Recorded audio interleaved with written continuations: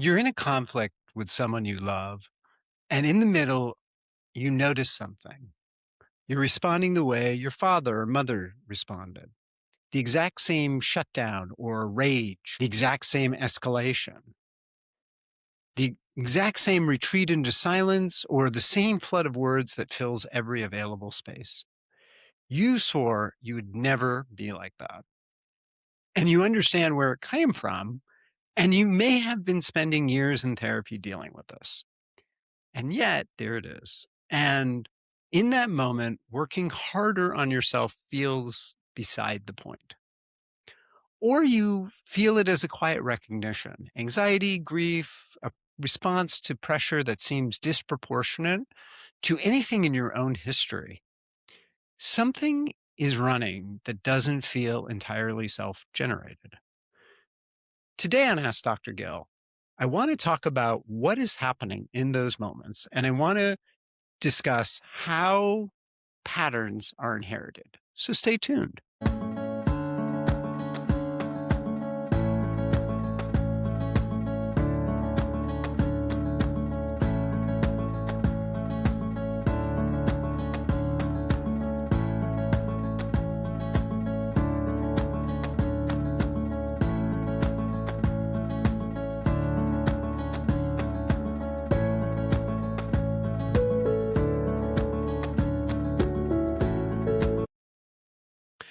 Hello and welcome to Ask Dr. Gill. I am your host, Dr. Gil Winkelman, and this episode is about moments where you act without really understanding where that might be coming from.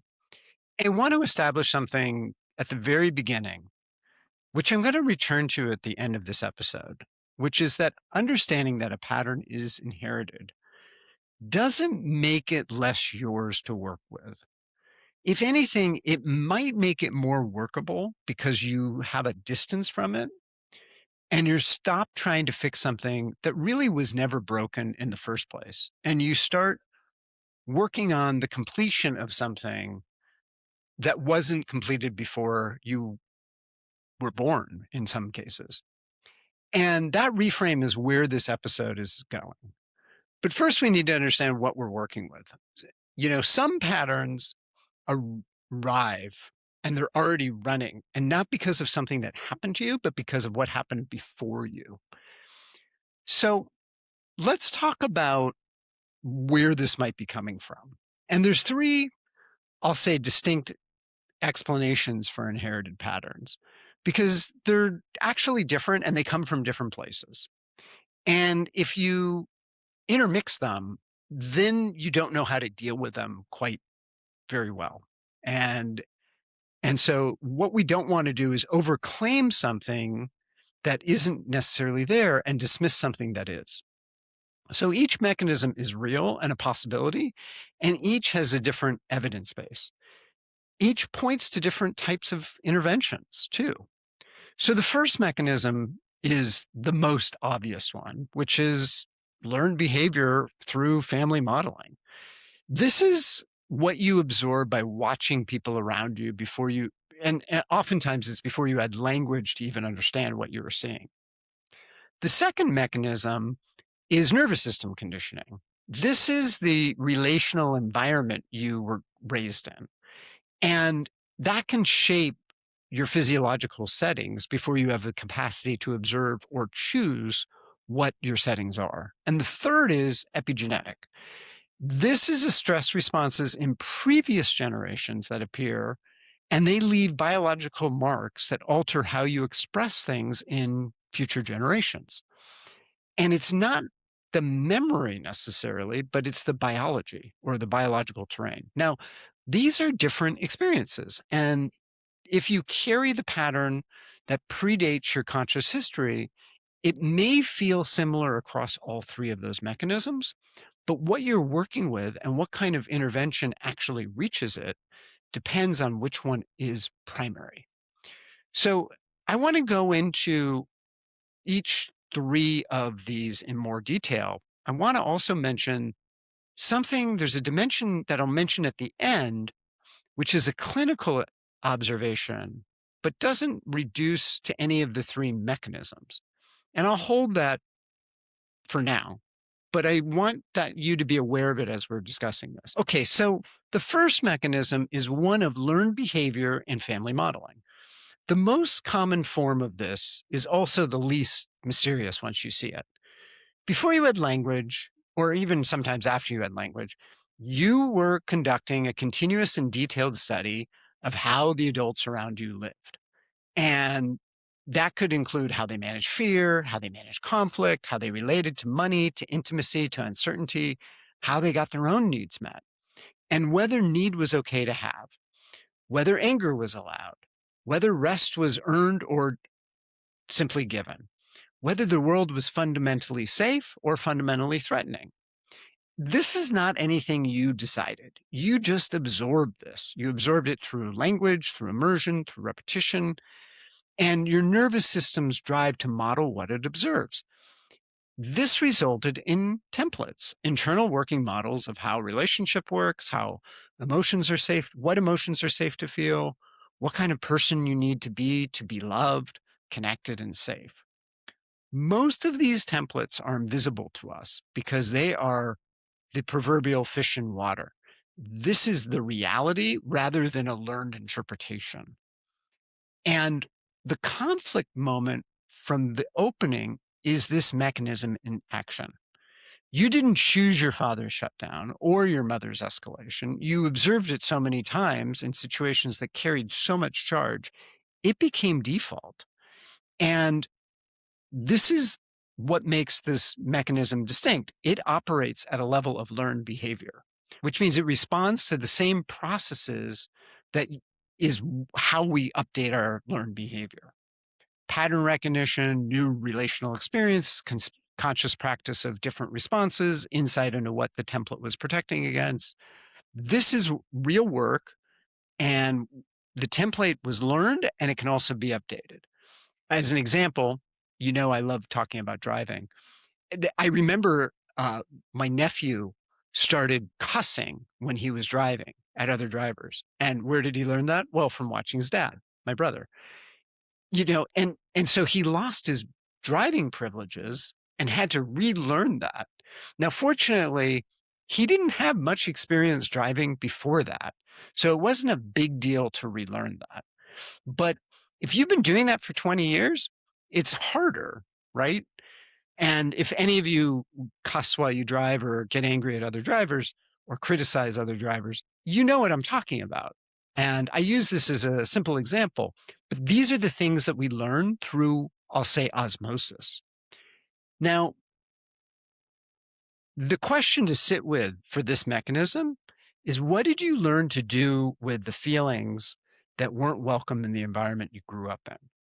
Not what you were told to do them, but what you actually learned to do. The second mechanism has to do with nervous system conditioning. And this goes deeper than observation. So the nervous system has baseline settings. And if you move out of those settings, oftentimes you feel unsafe because those settings are designed to register what is threatening and what is safe and have your body return quickly to a normal baseline. Now, some people have this flipped, by the way. Some people will feel unsafe unless they're activated, right? There's that possibility about this. And this all develops before there's any language, before we have memory, before we have any capacity for choice.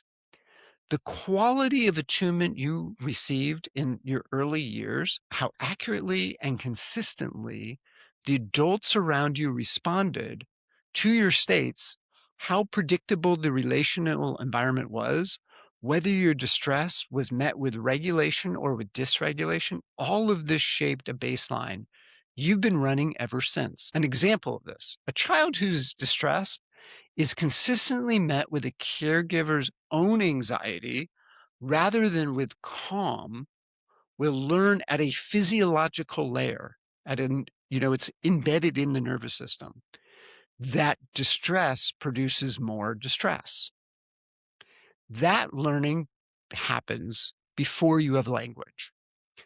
And it means that the nervous system's working model of what emotional experience is different than someone who was soothed in that situation. And this mechanism explains several things that learned behavior doesn't account for. It explains why two children raised in the same household, learning the same behaviors from their parents, can have genuinely different nervous system baselines. Same parents, same households, same general environment, but the specific relational attunement each child received was different enough that one carries significantly more chronic activation than another. And it wasn't what they learned to do, it was rather how their physiology developed in terms of that attunement. And I've seen this a lot in my practice. I've seen this with twins and how their response to different situations and how their parents treated them was different. It explains why insight alone doesn't shift the deepest physiological presentations. You can understand very precisely why your nervous system runs the way it does. And on its own, that insight doesn't return you to your baseline. The baseline was set through relational experience and it will update through relational experience. The revision requires the same medium as the original learning. And it explains why some patterns feel pre-verbal because they are. They were set before language arrival, which is part of why language alone doesn't fully reach them. The inherited dimension here is indirect. What the previous generation passed to this generation wasn't their biology directly. It was their relational environment that their own nervous system created. And that environment shaped your baseline in this generation. That transmission happened through lived experience, not genetic inheritance. And that is an important distinction for what comes next. I'm going to take a quick break. And then on the second half of the show, we're going to talk about the epigenetic aspect of this. So stay tuned.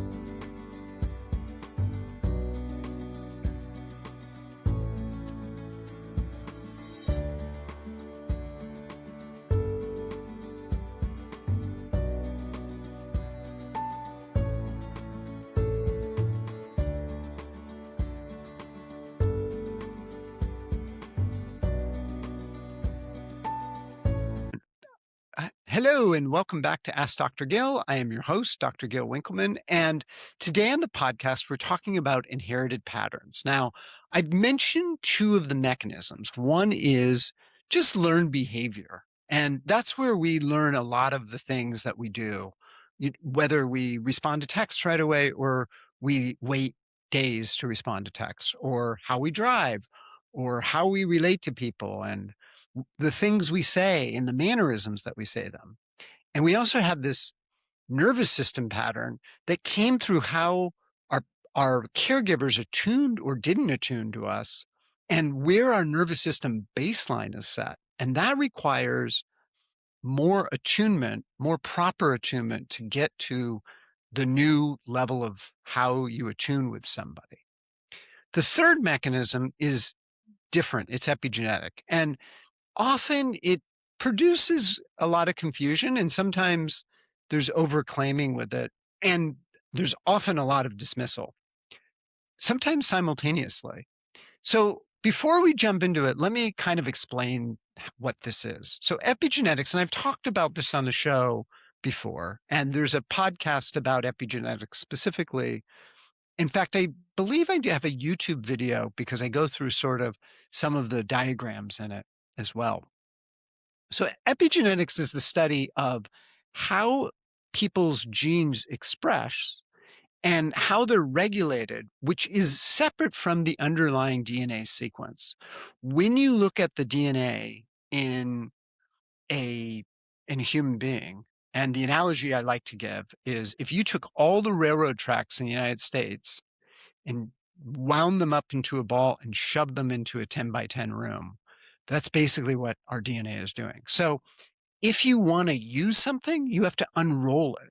And epigenetics determines what gets unrolled and what doesn't get unrolled. It's not simply that they're on or off, it's the markers that are there and how they respond to the environment, to stress, to nutrition, to various factors, basically everything that we experience in our life. Going back to the trains for a minute. So let's assume that you have to unroll the track and re-roll it every time you're using it, right?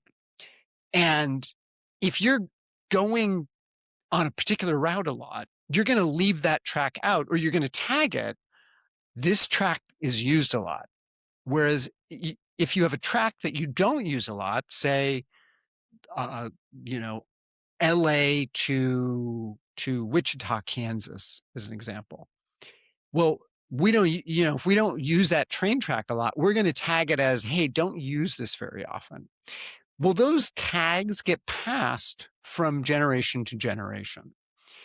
And what that is, so what that's called is epigenetics. With that in mind, there's definite research that supports that these patterns as epigenetic patterns get passed from generation to generation. There's a particular study, there's two particular studies I want to point out. One is the Dutch hunger winter studies, which has been replicated. And there was a severe famine in the Netherlands in 1944 and 1945. Thousands of the people experienced extreme hunger and nutritional deprivation.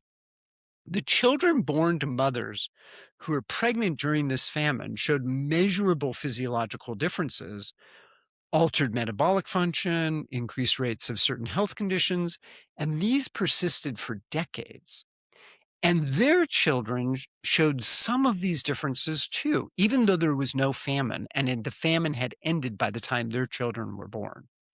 Now, there's a similar study shown with survivors of the Holocaust, and their offspring found differences in cortisol regulation compared to demographically matched controls.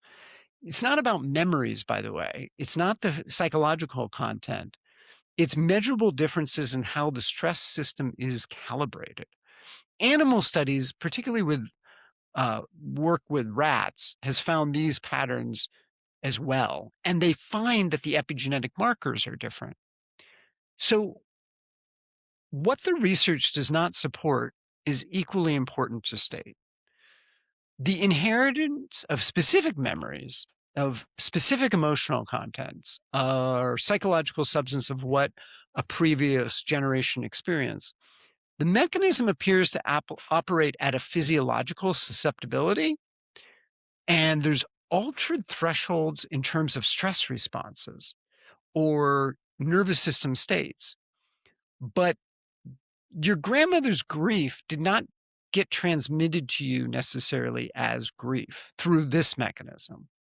What may have been transmitted is the biological terrain that makes your grief more readily activated, more persistent, or harder to regulate. I mean, the other piece to this is that sometimes the grief that we get that our parents or grandparents had, we get through their expression of it, right? That's the learned behavior. But that's not what the epigenetic studies are showing. So I just want to make that clear. Why this matters clinically is epigenetic susceptibility is part of what you're working with. The intervention isn't necessarily psychological, it's physiological. And the work at this layer often involves addressing the biology and the terrain of the body, as opposed to the psychology. We need to look at the nervous system regulation, nutritional support, chronic activation at the level where it lives, as well as the psychological and relational work, because obviously there's an intertwinement in these examples. Understanding this can reframe why the psychological work alone creates a ceiling for many people. So the meaning and the narrative layer, I want to name one more dimension here. And I want to be clear from the beginning that this one sits outside the territory where I can point to an established mechanism. It's more of a clinical observation, not a scientific study. In family systems work and depth-oriented approaches, psychological work, there's a consistent clinical observation that doesn't reduce cleanly to nervous system conditioning or learned behavior or epigenetics. And it's the observation that some patterns seem to carry meaning. In other words, they're organized not around the biology or the relationship necessarily, but around a narrative. As if the pattern is a story that's running before the person even arrived, and they stepped into it without even knowing they stepped into it. I'll give you an example from my clinical work. I had a patient, we'll just call her Sarah, that I'd been working for a long time, who had this really pervasive, and she couldn't understand why she had this, so we'll call it a sourceless grief. It wasn't depression. She had a quality of feeling loss that she couldn't locate in her history. In the course of working with her, we learned that her grandmother had lost a child as an infant before Sarah's mother was born. And it was never spoken about, and there was no photographs. It had been organized to make it invisible. When Sarah found out about this and named that she had basically been carrying her grandmother's unmourned grief, I don't know exactly what happened, but something shifted. And eventually that whole grief process transformed. It was like this constant companion just left. I don't know what the mechanism is. I don't even know how the grief may have been transmitted epigenetically, or if it was transmitted, or if it was just learned, and just understanding it helped her release it. There's definitely something that happens in our relational field or our family field that I don't know if any of the three mechanisms I've been talking about necessarily can address or name. And I think understanding it though, and understanding these pieces there's a dimension that helps us release whatever the pattern is that we've stepped into, whatever the inherited story it is, the narrative. Naming it as such doesn't require certainty about the mechanism. It requires honesty about what it is that happened. And I think oftentimes families hold these secrets and don't talk about it, and they do get passed on. I'm going to leave you with three questions. Is there a pattern in your life that you feel maybe isn't self-generated? Something that you've picked up over the years from your family, from your system? And is it something that arrived before you did, or that you're recognizing from the previous generations? In terms of the three mechanisms that I mentioned, which resonates most with the pattern? The learned templates from watching other people, your nervous system based state before you had language, or is there something that goes back further in your lineage? And lastly, what would it mean to be the one who completes it? How would that feel? Understanding that pattern is inherited doesn't mean that there's no work involved. It changes your relationship to it, though. And it's not something that you're fixing about what happened to you necessarily or something that's wrong in you. It's completing something that happened before you even arrived. And this is a different orientation to work with. In my experience, the second one tends to produce different results, not because the pattern changes immediately, but because the person stops fighting with themselves and starts working with what's there. Next week, we'll talk about actual changes when the nervous system finally calms down. So, thank you for joining me today. And if you haven't taken the Healing Archetype quiz, check it out and check out the offerings that I have. Particularly once you take the quiz, there are different placements, I will say, where different types of treatments are really helpful. And I think it's important if you're trying to heal to understand that. So thanks for joining me, and I will see you next time.